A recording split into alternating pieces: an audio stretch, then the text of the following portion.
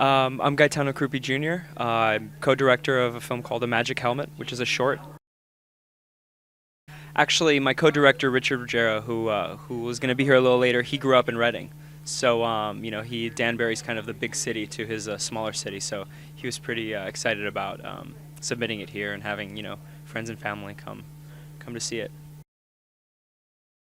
Well, we both were working. He works as an editor for a variety of companies in New York, like Sony and a lot of record labels, Columbia.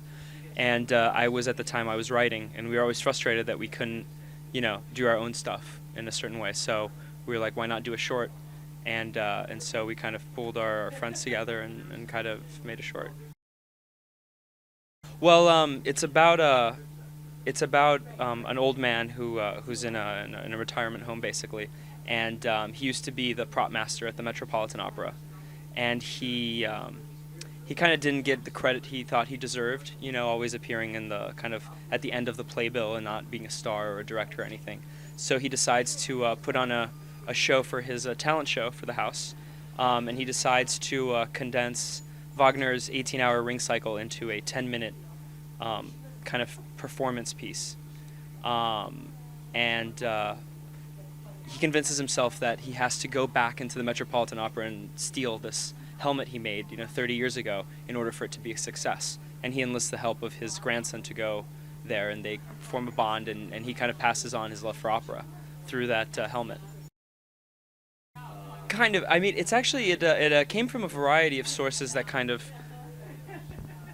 came together randomly, kind of synchronicity. When you read three things and you see a common theme in all of them and they kind of intersected. It's based on a Chekhov short story called Grisha, about a little boy who goes outside of his room for the first time. He experiences all this new information that he can't really process, so he thinks it's magical.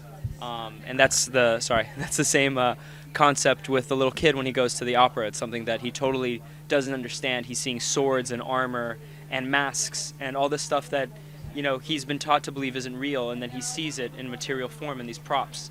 And the other side of this is kind of like the old man who's living in his memories, so all these things are part of his life, and there's a kind of a nice intersection in art between like kind of the imagination and its material kind of representation.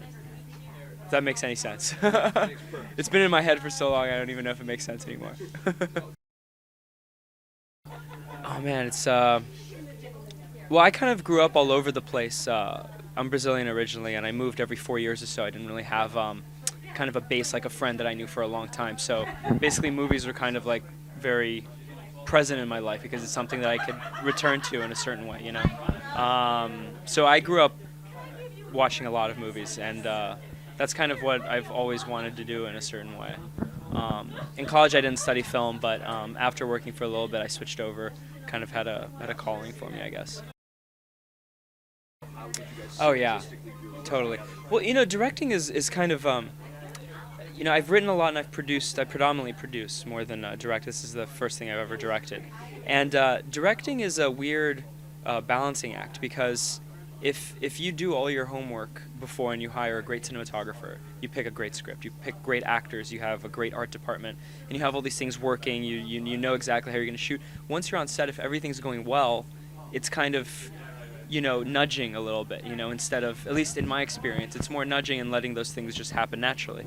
With the co-director, it's great because that burden, especially when something goes wrong, is shared.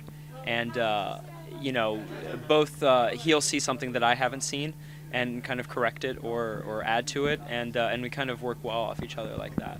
Especially when, on a short budget, something always goes wrong, so it's always very nice to have someone else to share that responsibility. We did right after that, the core creative team, me, him, and our cinematographer did a web series for IFC called Funnel of Darkness that was on I think last year, and then I've gone to work with him on a couple of different projects. So yeah, we have kind of a professional relationship. Nothing original, but definitely working on projects.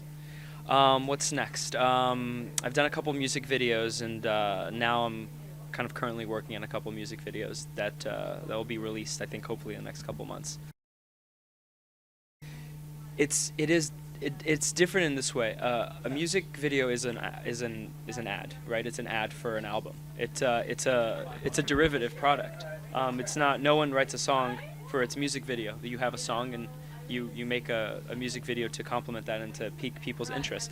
So there is a definite economic kind of motivator to music videos that isn't present in at least independent narrative to a certain point. Like you have a boss, you have a client. But on the other side, music videos are great because they're short and they can be very abstract. There isn't, people, if you have a long movie that makes no sense, after 3 minutes people turn off, but a music video is 3 minutes long, so you can be very experimental, which is a lot of fun, I guess.